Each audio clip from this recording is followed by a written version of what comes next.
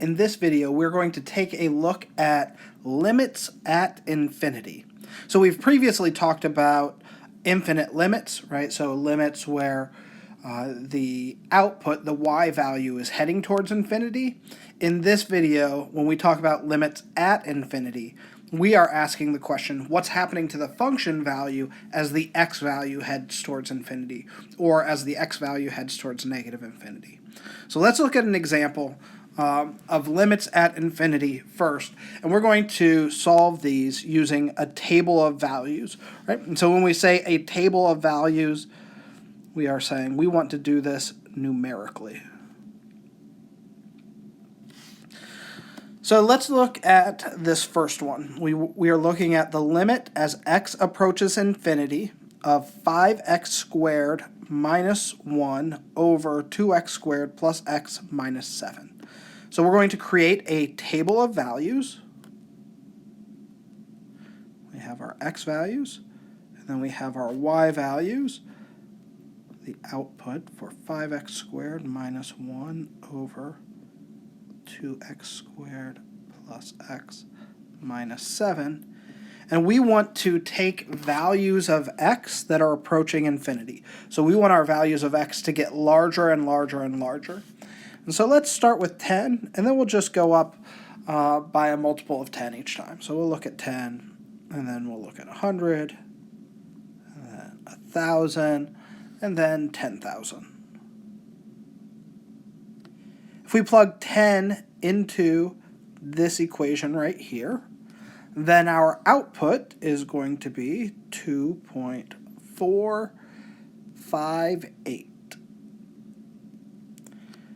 And if we plug in 100 into our equation right here, then the output there is 2.488.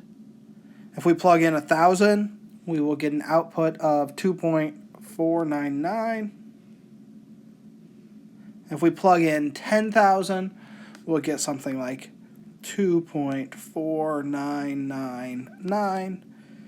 So what does this limit appear to be heading towards? So as x heads towards infinity, what output are we getting? Well, it looks like the limit as x heads towards infinity of 5x squared minus 1 over 2x squared plus x minus 7, it looks like that is getting closer and closer to 2.5, right? So these values, as our x values get bigger, those y values appear to be heading towards 2.5. So that is what that limit appears to be when we analyze it numerically. What about this other one? So here we have the limit as x goes to negative infinity. So our x values are getting smaller and smaller, right? So they're getting really large negatively. And we're looking at the same function. So 5x squared minus 1 over 2x squared plus x minus 7. And we will take values of x, so like negative 10, and then negative 100, and then negative 1,000, negative 10,000. Take those values of x, and we're going to plug those into the same equation that we had before. We're going to see what happens to those y values. So when we plug in negative 10, we get 2.727. When we plug in negative 100, we get 2.513. If we plug in negative 1,000, we'll get 2.501. And negative 10,000 gives us 2.5001. Looking at these values, as our x values get more and more negative than our y values, they look like they're getting closer and closer to 2.5. So the limit as x approaches negative infinity of 5x squared minus 1 over 2x squared plus x minus 7, that also appears to be 2.5. Perfect. So let's look at what the formal definition of a limit at infinity is. And so formally, we would say the statement that the limit as x approaches infinity of f of x equals L, that means that for every epsilon that you could choose, there exists some value m larger than 0 such that the distance between the function and the value of L is less than epsilon whenever x is bigger than m. Right? So you can go far enough down the line that you can be really close to the value L. And you can be as close as you want to the value L as long as your x value is sufficiently large. And on the other side, when we look at the limit as x approaches negative infinity, there it's equal to L. For every epsilon greater than 0, there's an n that's less than 0, such that that distance between x and L, f of x and L, is less than epsilon whenever x is sufficiently small. Right? So as long as you get small enough, then you can guarantee that your function is going to be no more than epsilon units away from L. So those are limits at infinity. Now, when we look at those limits at infinity, it turns out that they tell us something about what that graph looks like.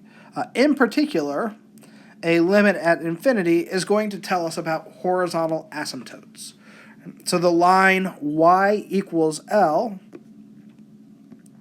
that line y equals L, it is a horizontal asymptote of the graph whenever you have either the limit as x approaches infinity is equal to L, or the limit as x approaches negative infinity is equal to L.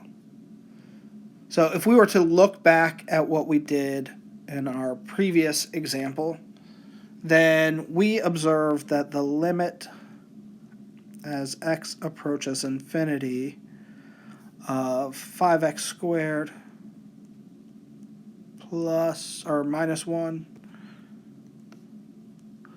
over 2x squared plus x minus plus x minus 7, that was equal to 2.5, and as x approaches negative infinity,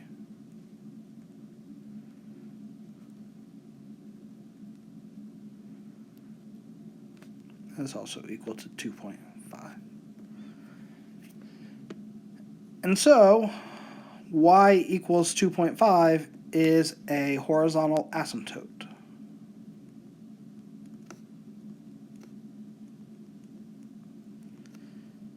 The end behavior of this graph, as our x values get really large, then our y values are going to settle in on 2.5.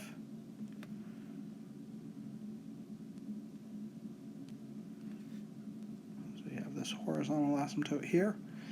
And similarly, as our x values get really small, it also settles in on 2.5. And actually, as they're getting really large, it should be approaching 2.5 from below. So I guess I drew that first line on the wrong side of that.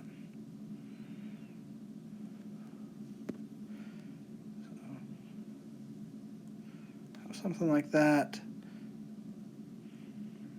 and something like this.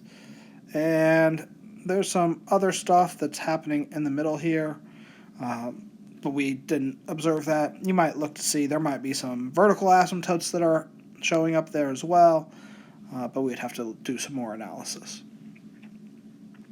All right, so that is limits at infinity and how they tell us something about horizontal asymptotes. In our next video, we will continue looking at limits at infinity, and we will find out how to evaluate these more analytically, so instead of just numerically. So we will see you there.